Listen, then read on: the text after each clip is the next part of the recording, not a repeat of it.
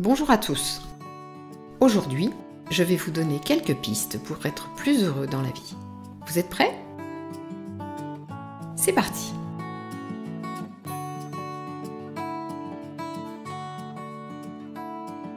Être heureux n'est pas un coup de chance, sinon tout le monde achèterait des tickets de loto au lieu de chercher le bonheur ailleurs. Ce n'est pas non plus un abonnement Prime à la joie, livré en 24 heures chrono. Et malgré ce que nous répètent les publicitaires, ça ne s'achète pas en 3 fois sans frais. Non. La clé du bonheur est bien cachée dans un endroit improbable, notre propre conscience. 2 erreurs à éviter absolument. Croire que le bonheur tombe du ciel. Non. Être heureux ne signifie pas rester affalé sur le canapé à regarder des séries en attendant une illumination divine. Les meilleurs moments de vie ne surviennent pas lorsqu'on est en mode larve sur le plaid, mais quand on donne tout ce qu'on a. Que ce soit pour un projet, un sport ou même une quiche Lorraine maison. Attendre que quelqu'un réalise nos moindres désirs. Croire que l'univers est un serveur de fast-food prêt à exaucer nos commandes, c'est une belle illusion. Même si on obtenait tout sur un plateau d'argent, on finirait par vouloir autre chose aussitôt après. Alors, comment cultiver la joie? Premièrement, l'apaisement intérieur.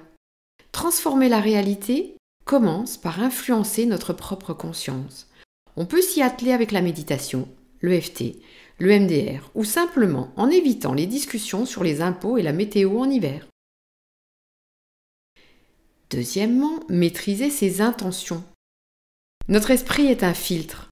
Si on le laisse ouvert à tout et n'importe quoi, on finit enseveli sous un flot de catastrophes, d'infos anxiogènes et de vidéos de chats. Perso, j'ai opté pour une diète médiatique stricte. Plus de journaux déprimants, plus de films d'horreur et excite les gens qui ont l'humeur d'un lundi matin éternel. Troisièmement, maîtriser sa concentration. Avez-vous déjà essayé de lire un livre en pleine discussion de groupe WhatsApp? Mission impossible. Notre attention est une ressource rare qu'il faut savoir canaliser. Sinon, on se retrouve à jongler entre 50 onglets ouverts sur son navigateur et à oublier pourquoi on était venu sur Internet à la base. Le but ultime, c'est agir pour être heureux. Lorsque nous choisissons une activité pour le simple plaisir de la réaliser, sans en attendre quoi que ce soit, nous vivons des moments de pur bonheur. C'est comme danser seul dans un salon. Aucun enjeu, juste de la joie. Maintenant, je vais vous donner les 8 signes d'une expérience optimale. 1. C'est un défi, mais c'est faisable. C'est comme monter un meuble Ikea sans mode d'emploi. 2.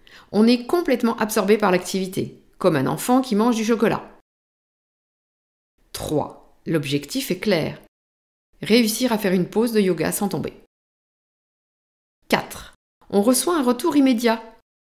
Par exemple, si ça fait mal, c'est que la posture n'est pas bonne. 5. Plus rien ne nous distrait. Même pas le voisin qui perce un mur à 7 heures du matin. 6. On a le contrôle de nos actions. On ne subit pas. On choisit. 7. L'ego disparaît. On ne pense plus à son brushing. 8. La notion du temps s'efface. Soudain, 3 heures ont passé et on n'a rien vu venir. Petite mise en garde, la fonction survie de notre cerveau nous gêne beaucoup. En fait, notre cerveau est un peu rabat-joie. Il mémorise surtout les moments négatifs pour nous empêcher de refaire des erreurs fatales, comme, par exemple, mettre les doigts dans une prise électrique. Mais si on ne fait pas attention, on oublie les bons moments. Donc, quand vous êtes heureux, soyez-y à 100%. Un conseil, mangez votre chocolat sans culpabiliser. Dansez sous la pluie sans penser à vos cheveux. Et surtout, ne cuisinez pas en vous demandant si votre plat sera validé par Top Chef. Cuisinez. Point. Il faut juste se réjouir de la vie, tout simplement. Prenez plaisir à tout, même aux galères. Elles ont quelque chose à vous apprendre. Votre bus est en retard? Profitez-en pour observer les passants, inventez des histoires sur eux, ou simplement respirez. Un imprévu vous dérange? Au lieu de fulminer, demandez-vous ce que ça peut vous rapporter.